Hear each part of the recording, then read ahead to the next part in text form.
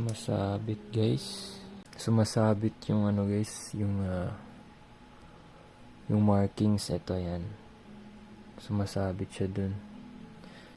Cut ko na lang konti guys. Bawasan natin. Sana gumana. Or hindi na lang pala. Baka ito na lang yung bawasan natin. Ito na lang guys. Lihain natin konti.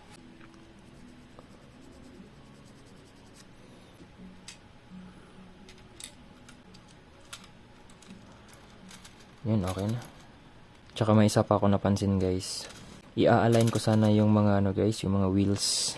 Kaso ang nangyari, hindi ko alam kung makikita nyo dito, pero parang nonsense i-align guys, kasi yung shaft mismo warp konti. So hindi siya straight talaga guys. Ewan ko kung nakikita nyo. Both shafts guys, ano talaga siya, medyo tabingi konti. Parang hindi nakikita sa video guys eh. Di ko alam guys kung nakikita nyo, napapansin nyo, pero sa akin pansin ko talaga siya.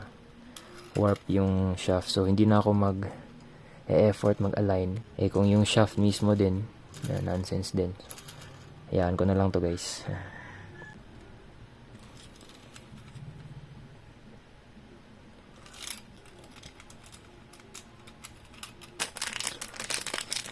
Iba yung kulay guys ng terminals. Gold, di bronze.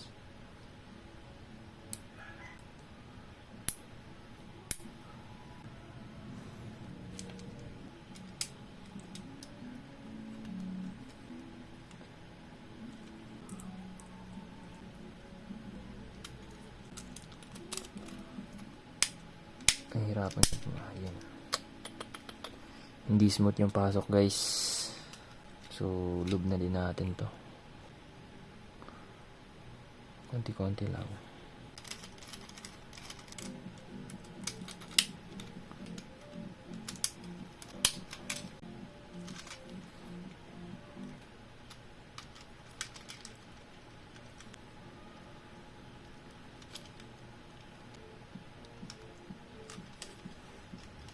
Subok. Lakas. Yan. Pangit yung mga clippings niya guys. Lakas guys, parang naka torque or baka nga light dash.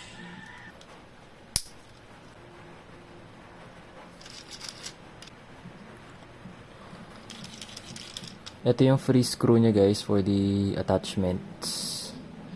Tsaka sa underguard. Pero ayokong gamitin to guys. Yung pang Tamiya talaga yung gagamitin ko ito. Yung medyo flat yung head. Yan. Let's go.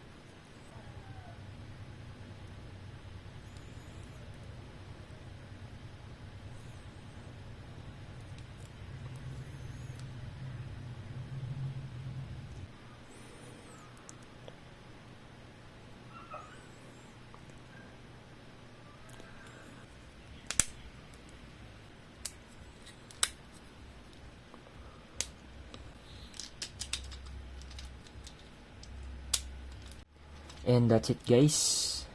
Tapos ko na siyang buuin guys. Pogi din guys, no? So, bago ko to patakbuhin guys, ay share ko muna sa inyo guys kung ano yung mga napuna ko guys na positive and negative sa copy kit na ito guys na Daxing brand. So, hindi naman ibig sabihin guys na kung ano yung makikita ko dito or nakita ko dito guys ay mag-a-apply din sa iba pang kits guys. So, i-compare ko lang siya dun sa FMA guys na meron din ako dito guys. So, unang-unang napansin ko guys, natakal ko na yan earlier in the video. So, number 1 yung wheels, no? So, both shafts guys, hindi siya totally straight guys, no? So, yun yung pinaka number 1 na negative na medyo hindi ko nagustuhan. So, okay naman. Kaya hindi na ako nag-aksaya pa ng panahon na i-align yung wheels niya guys, no? Second na negative na napuna ko guys, yung mga fittings niya guys, hindi siya same as Tamiya brand talaga guys, no? So, just for example, itong cover na to guys, medyo mahigpit yan. Mahirap kunin at saka mahirap din, medyo mahirap ibalik. Parang nakakatakot ibalik kasi kailangan i-force mo talaga siya guys. Yan. So, malakas yung snap niya. Tsaka, mas napansin ko na yung nipis guys ng mga plastics niya. Yan. Manipis talaga siya guys compare sa authentic Tamiya brand. So, same din dito guys. So, matigas. Medyo matigas din kunin. Yan. Sa Tamiya kasi smooth yan. Yan yung negative. Ano pa ba? Parang brittle yung mga plastics, yung internals niya guys, no? Ibang iba sa Tamiya. Pero anyways, okay pa rin naman siya, pogi pa rin. Isa pang negative pala kanina guys, yung gears natin, di ba guys? Yun, isa din yun. Sabit siya, so kailangan natin maglihan ng konti doon. So, isa yan guys, no? Na negative na nakita ko sa kit na to. Well, but hindi naman natin masasabi na lahat ng Daxing brand ay ganun. So, nakadepende pa rin siguro yan sa unit na makukuha nyo. Positives naman, number 1 is talagang kuha niya guys. Form-wise, kuha niya yung Tamiya talaga.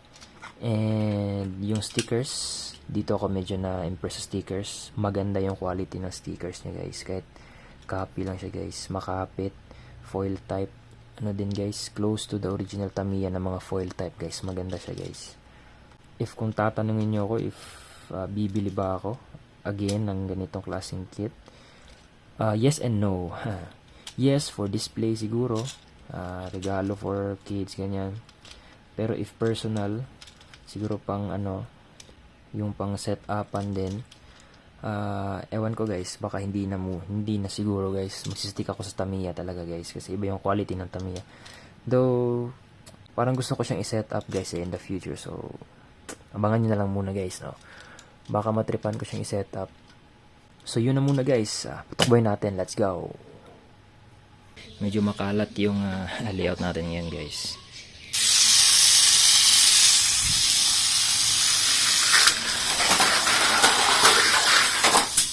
Yun. As expected guys, malakas yung stock motor niya. So, palit stock motor ako guys ng Tamiya.